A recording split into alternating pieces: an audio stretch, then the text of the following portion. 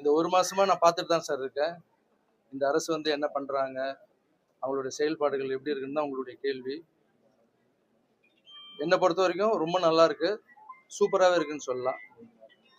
அதுக்கு முக்கியமான காரணம் என்னன்னா, ஒரு விஷயம் என்ன ரொம்ப இம்ப்ரெஸ் பண்ணுச்சு. கோவில் முன்னாடி இருக்கிற மதுக்கடையை மூடுறதுன்னுறது. ஸ்கூல் பசங்க ஸ்கூலுக்கு முன்னாடி மதுக்கடையை மூடுறதுன்றது எனக்கு ரொம்ப பிடிச்சிருந்தது. அப்புறம் இந்த கல்வித்துறை அமைச்சர் அவருடைய நடவடிக்கை, அப்புறம் அறநிலைத்துறை அமைச்சர் அவருடைய நடவடிக்கை, இதெல்லாம் வீடியோவில் பார்க்குறோம். உங்களை மாதிரி தான் நானும் பார்த்துட்டு இருக்கேன். ஸோ அவங்களுக்கு கொஞ்சம் டைம் கூட தேவைப்படுது சார். இப்போ நம்ம ஒரு புதிய ஏரியாவில் போய் நம்ம ஒரு வாடகை வீட்டுக்கு போகிறோம்னு வச்சுங்களேன். அந்த வாடகை வீட்டுக்கு போனவொடனே வீடு பார்க்கும்போது நல்லா இருக்கும் சார். ஓனர் கீ கொடுப்பாரு. வீட்டுக்குள்ளே போனாதான் எங்கே பைப்பு சரியில்லை, எங்கே ஃபேன் சுற்றலை, எந்த இடத்துல வந்து பெயிண்ட் அடிச்சு கொட்டுது, உள்ளே போன பிறகு தான் சார் தெரியும் நம்மளுக்கு. ஸோ அந்த மாதிரி ஒரு வீட்டுக்கு போகிறதுக்கே அப்படி இருக்கு. ரோட்ல இருக்கிற தெருநாய் கூட நம்மளை பார்த்தா கத்தும், யார் இது புது ஆள் வந்திருக்காங்க அப்படின்னு.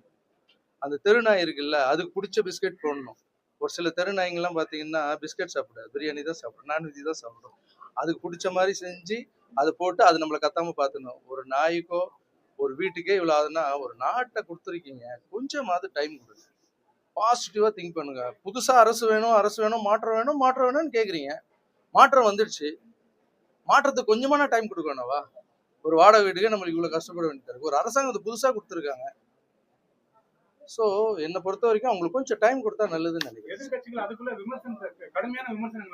சார். கடுமையான விமர்சனங்கள் அவங்க முன்வைக்கிறதுக்கு ரீசன் வந்து என்னன்னா, என்னை பொறுத்த வரைக்கும் சார், நான் எது இருந்தாலும் மனசுல படுறது ஓப்பனா பேசுவேன். அதுக்கு பொறாமை தான் சார் காரணம். ஏன்னா விமர்சனங்கள் நம்ம வைக்கிறதுக்கு முன்னாடி நம்ம என்ன செஞ்சோம் அப்படின்னு கொஞ்சம் யோசனை பண்ணிட்டு விமர்சனங்கள் வச்சா நல்லா இருக்கும். கொஞ்சம் டைம் கொடுங்க சார். என்னை பொறுத்த வரைக்கும் என்னன்னா, கொஞ்சம் டைம் கொடுத்தா நல்லா இருக்கும் சார். திருச்சி கிழக்குல நீங்க போட்டியிட போறீங்களா?